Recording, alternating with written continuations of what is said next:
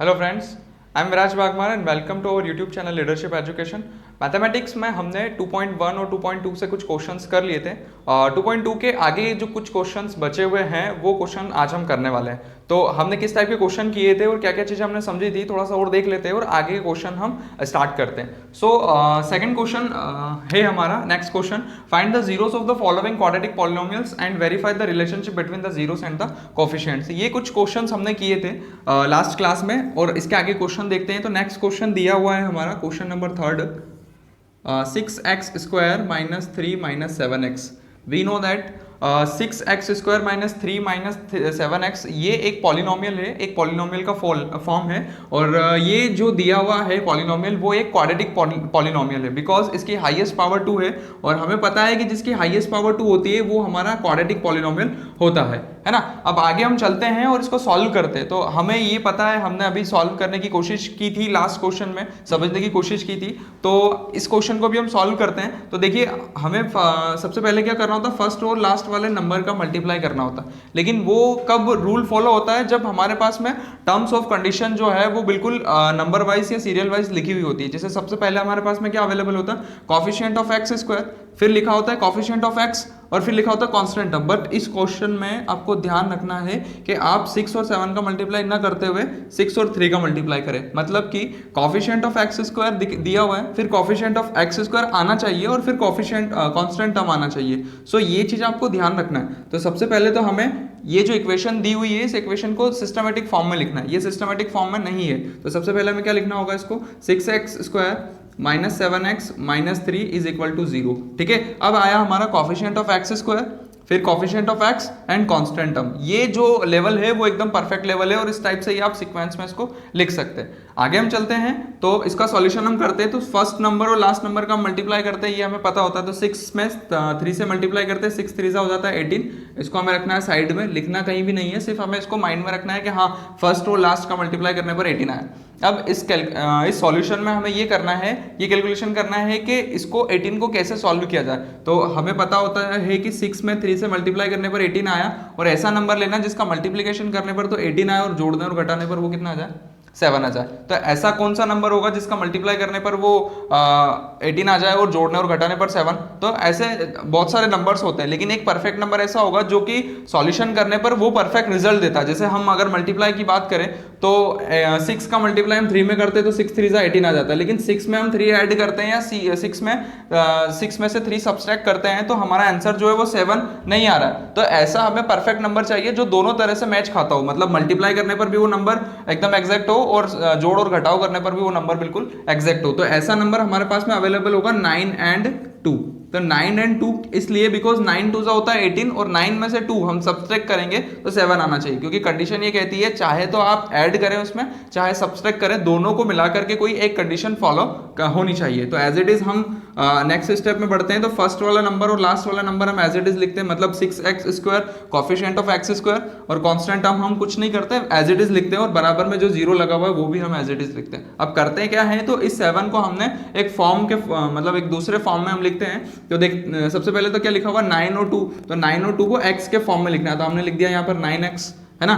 यहाँ पर माइनस लगा हुआ है तो बड़े वाले संख्या में माइनस लगाना है अगर यहाँ पर लगा हुआ है तो, एंड देन यहाँ पर लगा देना है हमें प्लस। ठीक है, और इसके साथ में लिख देना है x, because 9x plus 2x कितना हो जाएगा हमारा 7x और 9 2 हो जाता है 18 और माइनस प्लस माइनस इस वजह से यहाँ पर आ रहा है 3 हमारा। ठीक है, इतना सारी चीजें आपको कॉन्सेप्ट इतना क्लियर करना है कि यहाँ पर क्या हो रहा है और कैसे इसको सॉल्यूशन करना है। अंडरस्टैंड। सो 9 और 2 हमने लिया, 9 में से 2 हमने माइनस किया तो यहाँ पर आया 7 और 7 जो आ रहा है वो माइनस का आ रहा है और एज इट इज 9 में हम 2 से मल्टीप्लाई करते हैं, प्लस माइनस माइनस होता है, हमने मल्टीप्लाई किया तो यहाँ पर आ गया 9 2 18, तो यहाँ पे आ गया नेगेटिव 18। नेगेटिव 18 तो नहीं आ रहा है, जैसे यहाँ पे हमने जो लिया था वो प्लस ही आ रहा है, लेकिन यहाँ पर तो -3 आ रहा है ना। तो -3 इसीलिए आ रहा है बिकॉज यहाँ पर हम मल्टीप्लाई करेंगे तो आंसर आपका नेगेटिव आएगा, है ना। इतनी चीजें समझ में आई आपकी। और उसके बाद हम आगे बढ़ते हैं, नेक्स्ट स्टेप हम लेते हैं कि आपको पेयर बनाना है। तो फर्स्ट आपने 2 का पेयर बनाया, फिर 2 का पेयर बनाया। पेयर बनाने के बाद आपको चीजें कॉमन लेना है। तो यहाँ पर आप किसका पेयर बना के कॉमन ले सकते हो, जैसे हमने 6x² और 9x का एक पेयर बनाया। कॉमन क्या होता है, तो नंबर्स हम कॉमन ले लेते हैं जो अवेलेबल होते हैं एक ही टेबल के फॉर्म में, और जो नंबर्स दिए हुए, जैसे हमें यहाँ x दिया हुआ था, x हम कॉमन ले लेते हैं। तो यहाँ पर हमने कॉमन ले लिया यहाँ से 3, बिकॉज 6 जो है वो 3 से भी डिवाइड है और 9 जो है वो भी 3 से डिवाइड है, तो दोनों ही नंबर 3 से डिवाइड है, मतलब कि यहाँ पर हम 3 कॉमन ले सकते हैं। यहाँ पर हमारे पास बचेगा क्या, तो यहाँ पर हम लिख सकते हैं हमारे पास 2 बचेगा। यहाँ भी x है, यहाँ भी x है, तो दोनों जगह x है, तो हम क्या कॉमन ले लेंगे, x, है ना। यहाँ x² होता तो हम दोनों जगह से x² कॉमन ले लेते, लेकिन अगर कोई एक चीज अवेलेबल है तो हम दोनों जगह से एक ही चीज कॉमन निकाल सकते हैं। तो 3x हमने यहाँ से भी लिया, 3x हमने यहाँ से भी लिया, तो यहाँ पर क्या बचेगा हमारे पास में 2x, है ना। और आगे हम चलते हैं तो माइनस एज इट इज लिखेंगे यहाँ पर, और यहाँ से हमने जब 3 कॉमन ले लिया तो यहाँ बचेगा 3, x तो हमने पहले ही निकाल लिया, तो यहाँ से बचेगा सिर्फ 2x माइनस 3। कॉमन लेने का बहुत सिंपल सा तरीका है, आपको चीजों को कॉन्सेप्ट समझना है कि आप कैसे कॉमन ले रहे हो। जो भी आप कॉमन ले रहे हो उसमें इस नंबर से डिवाइड, इस नंबर में डिवाइड कर दो, उस नंबर से जो भी आंसर आ रहा है उसको आपको ब्रैकेट में लिखना है। ये भी एक तरीका होता है जिसको आप कॉमन लेने का प्रोसेस बोल सकते हो। आगे हम चलते हैं 2x माइनस 3, यहाँ पर भी अवेलेबल है। अब 2x माइनस 3 में ऐसा कोई नंबर नहीं जो दोनों के पास में कॉमन हो, है ना। तो कॉमन नहीं होगा तो फिर क्या कॉमन ले लेंगे हम, +1 मतलब कि हर जगह ये चीज अवेलेबल होती ही है। किसी भी मल्टीपल में अगर आप मल्टीप्लाई 1 कर देते हो तो उसमें कोई फर्क नहीं पड़ता, मतलब मल्टीप्लाई 1 जो है वो अवेलेबल होता ही है। जैसे 2x के अंदर मैं 1 से मल्टीप्लाई कर दूं तो 2x में कुछ नहीं फर्क पड़ेगा, 2x एज इट इज रहेगा। एज इट इज यहाँ पर 3 दिया हुआ, तो 3 में 1 का मल्टीप्लाई करने पर कोई चेंजेस नहीं हो रहा, सिर्फ 3 एज इट इज ही रहेगा। सो हमने यहाँ पर 1 कॉमन ले लिया। फिर हम बात करते हैं आगे, तो 2x एज इट इज और -3 भी as it is equals to 0। तो यहाँ पर और यहाँ पर दोनों एक जैसे पेयर बन गए, इनको भी हम पेयर के फॉर्म में ले सकते हैं। तो 2x माइनस 3 एक जैसे नंबर है, एक जैसे नंबर है तो हम इसको कॉमन लिख सकते हैं 2x minus 3 as it is हमने लिख दिया। आगे हम चलते हैं, यहाँ पर लिखा हुआ है 3x plus 1 is equals to 0। ये दो टर्म हमारे पास में अवेलेबल हो गई है। और 2x माइनस 3 हमने लिया, 2x माइनस 3 के आगे हम एज इट इज 0 लिख देते हैं। इसमें से हमें x की वैल्यू निकालना है, और यहाँ पर हम लिख सकते हैं 3x plus 1 is equal to 0। तो यहाँ पे भी हमें x की वैल्यू फाइंड करना है। हमें पता है कि x की जो वैल्यू है वो 2 अवेलेबल होगी, 2 निकलेगी हमारे पास में, तो 2 वैल्यू हमें कोई भी निकालना है। तो हमें यहाँ पर सॉल्व करने के लिए क्या करना होगा, सबसे पहले तो जो आपका प्लस और माइनस वाले नंबर है उसको बराबर के उधर रखना है, मतलब LHS साइड से RHS साइड में आप उसको रखोगे तो वो नंबर क्या होंगे, चेंज हो जाएंगे। मतलब कि यहाँ पर नेगेटिव है तो ये पहले पॉजिटिव हो जाएगा, तो यहाँ हो जाएगा ये 3, और उसके बाद में जो मल्टीपल में है उसको फिर चेंज करना है। तो x इज इक्वल टू 3, और मल्टीपल में है तो ये डिवाइड में हो जाएगा, मतलब x की वैल्यू क्या आ जाएगी 3/2। ये वैल्यू आ गई x की एक वैल्यू, और दूसरी वैल्यू निकालने के लिए फिर हम क्या करेंगे, 3x एज इट इज और इक्वल टू हम इसको उधर लेके जाएंगे, तो जो प्लस में 1 है वो माइनस में हो जाएगा, मतलब यहाँ पर हम लिख देंगे -1। सो x इज इक्वल्स टू -1/3। ये भी x की एक वैल्यू आ गई हमारे पास में, है ना। अब उसके बाद में हम आगे बात करते हैं, तो अब हमें निकालना है relationship between zeros and coefficient. तो जीरोस एंड कॉफिशिएंट निकालने के लिए हमें पता होता है फॉर्मूला सम ऑफ जीरोस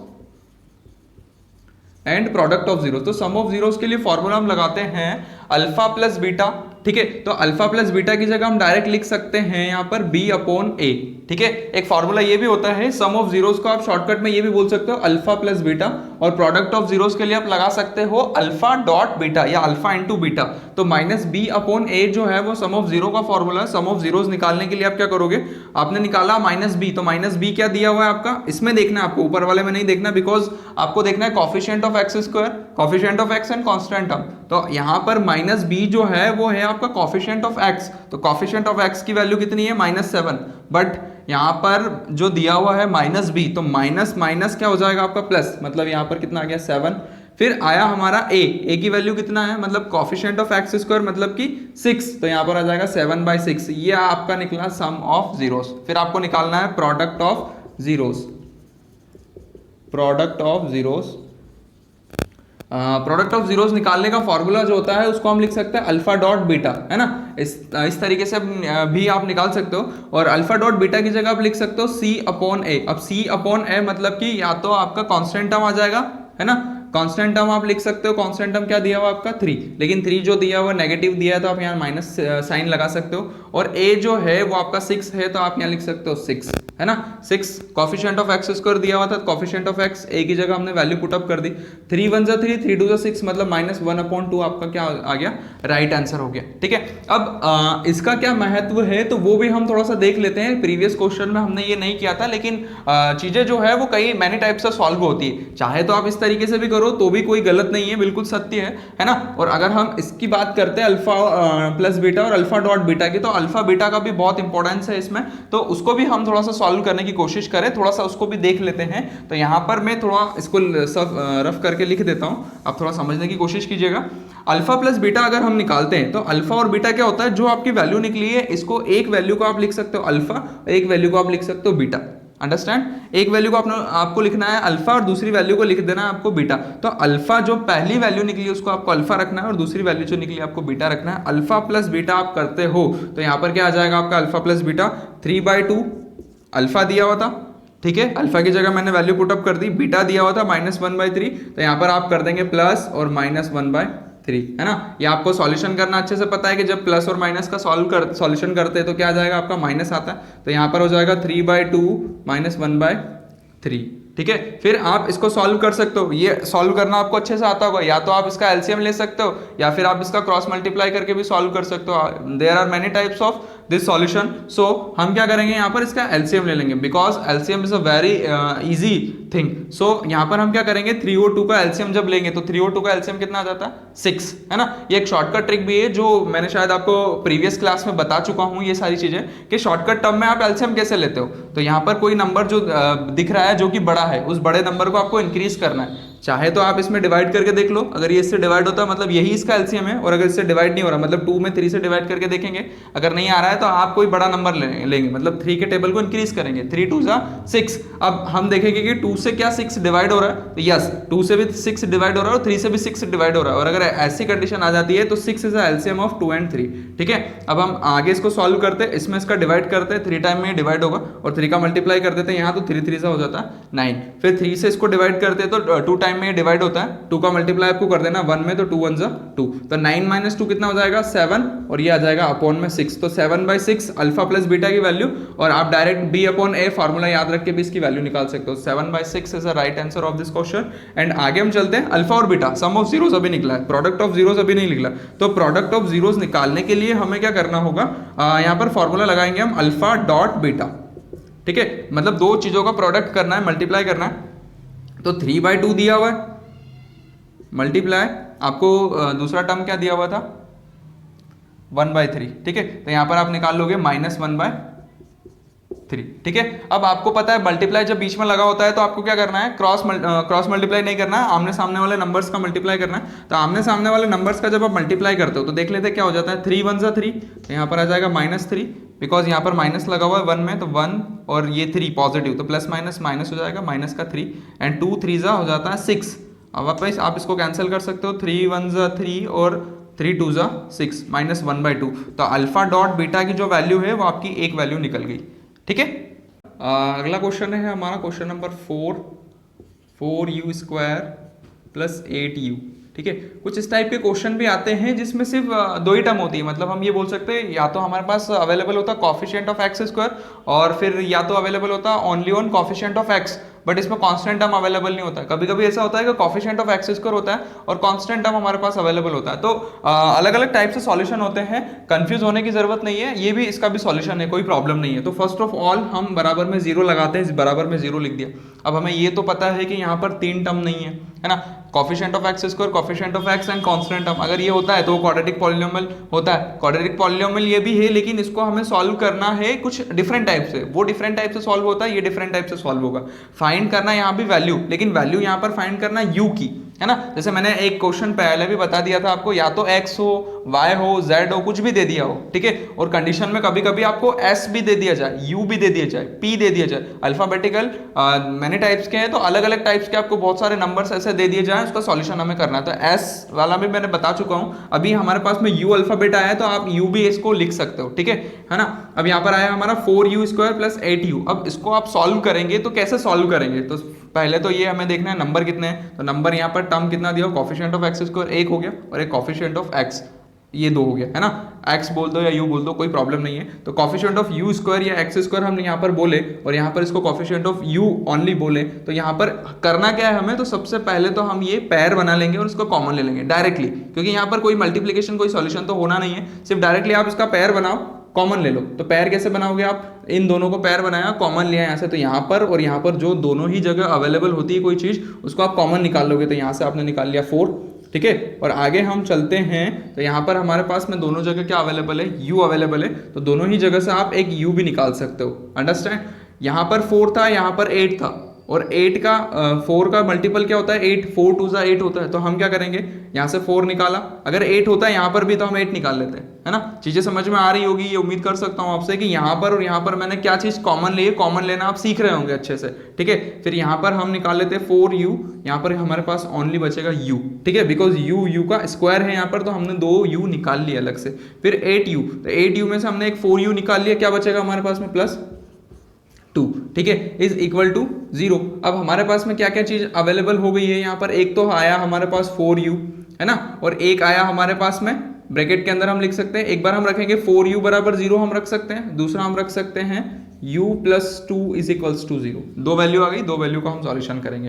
तो 4u बराबर हम 0 रखते हैं तो u is equals to 0 upon 4। Condition वही है, कंडीशन कोई चेंज नहीं होगी, ये नंबर मल्टीप्लाई में है, बराबर के उधर अगर हम लेके जाते हैं आरएचएस साइड में, इक्वल के उधर हम रखते हैं, तो ये जो नंबर है वो प्लस की मल्टीप्लाई में होता है तो वो डिवाइडेशन में हो जाता है। तो we know that u is equals to 0/4, और हमें ये भी पता है कि जब हम 0 में किसी भी नंबर से डिवाइड करते हैं तो वो नंबर क्या हो जाता है, 0 हो जाता है, मल्टीप्लाई भी करते हैं तो वो नंबर क्या हो जाता है, 0 हो जाता है। तो u की वैल्यू क्या हो जाएगी, 0। आगे चलते हैं, u plus 2 is equals to 0, तो u इज इक्वल्स टू आ जाएगा -2। तो u की वैल्यू कितनी, u की वैल्यू क्या आ जाएगी हमारे पास में -2। u की वैल्यू एक 0 आई, u की वैल्यू एक -2 आई, है ना। करना यहाँ भी वही है, सेम चीज है, हमें ये पता होता है sum of zeros, product of zeros कहाँ निकालना है। तो यहाँ पर हम देख लेते हैं sum of zeros, sum of zeros निकालने का फॉर्मूला दो तरीकों से मैंने बता दिया, अल्फा प्लस बीटा भी आप निकाल सकते हो, ये एक वैल्यू आपकी अल्फा हो जाएगी, ये वैल्यू आपकी बीटा हो जाएगी।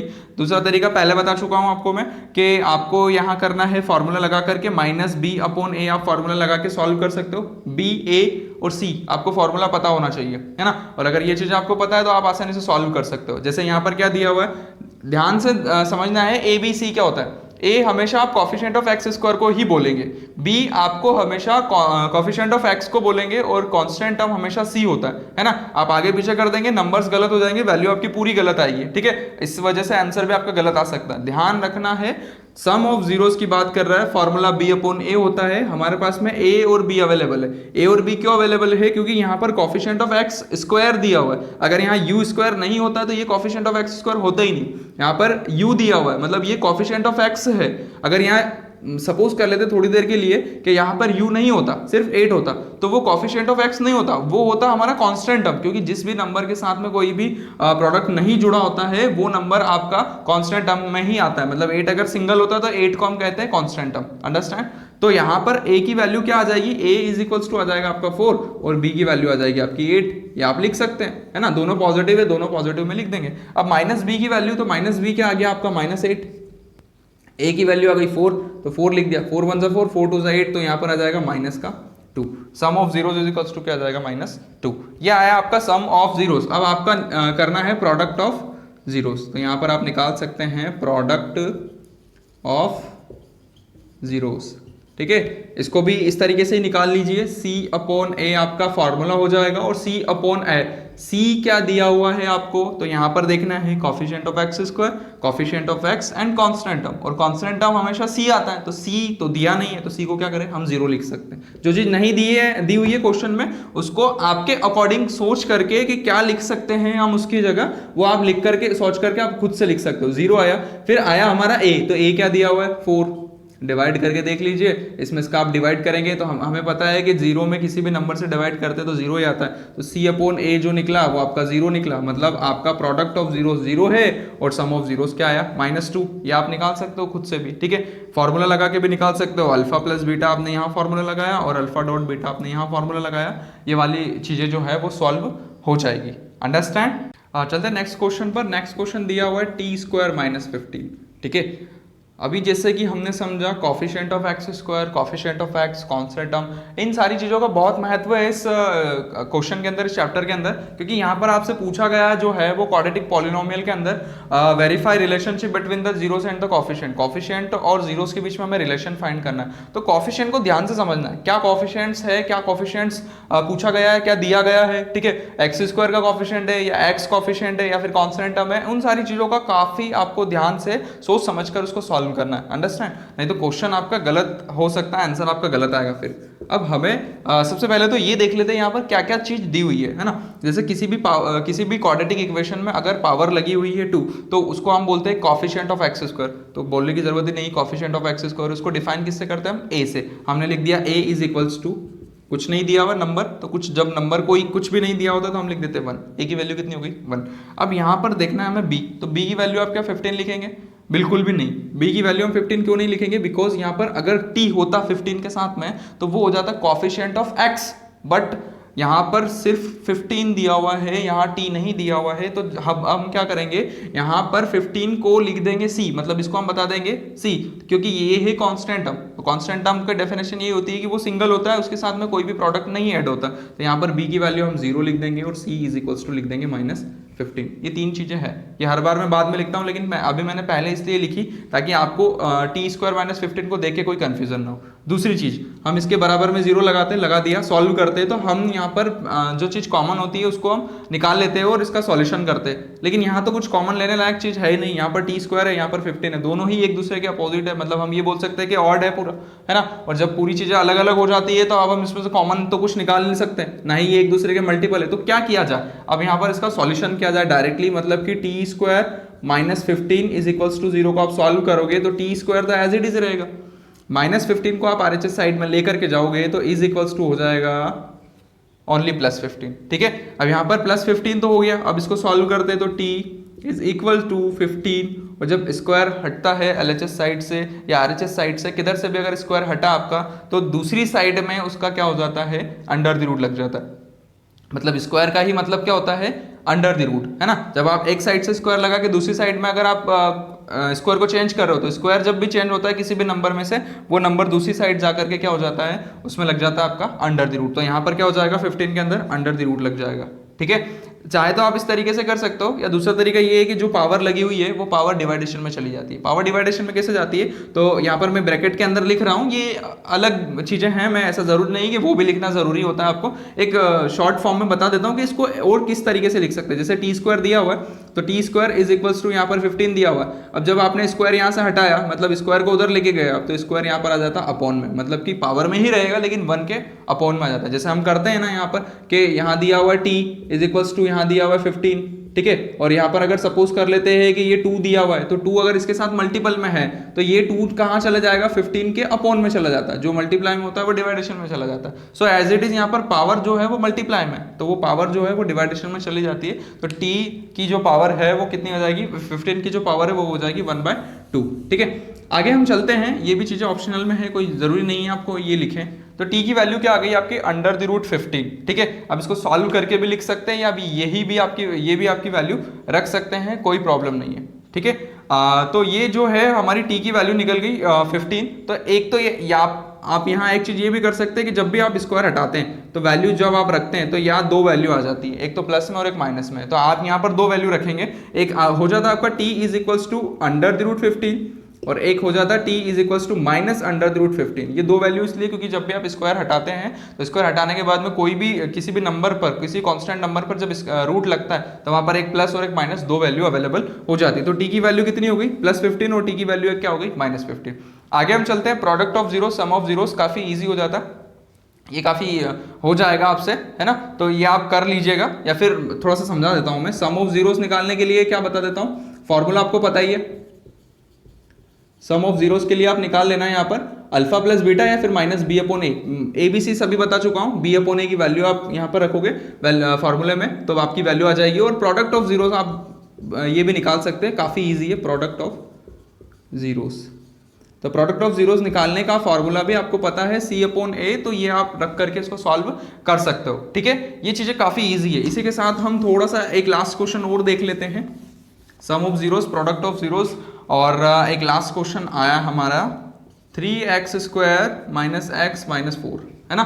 ये भी काफ़ी इजी क्वेश्चन है, ये ऐसे क्वेश्चन हम पहले कर चुके हैं, है ना। तो यहाँ पर उम्मीद करता हूँ ये क्वेश्चन आप खुद से कर लेंगे। ये कॉफिशिएंट ऑफ x² दिया हुआ है, ये कॉफिशिएंट ऑफ x दिया है और ये कांस्टेंट टर्म है। कॉफिशिएंट ऑफ x² मतलब a की वैल्यू आ जाएगी 3, ये कॉफिशिएंट ऑफ x मतलब b की वैल्यू दी हुई है कुछ नहीं है मतलब 1 लिख सकते हैं। x नहीं लिखना है यहाँ पर, आपको लिखना है 1। और फिर उसके बाद में दिया हुआ लास्ट c की वैल्यू है -4। तो a b c तीनों की वैल्यू आ गई है, आपको सॉल्व करना है ना। 3 4 कितना होता है 12 का आपको ऐसा नंबर लेना जिसका मल्टीप्लिकेशन तो 12 है और जोड़ने और घटाने पर वो कितना है 1। तो ये आपका कैलकुलेशन खुद से करना है।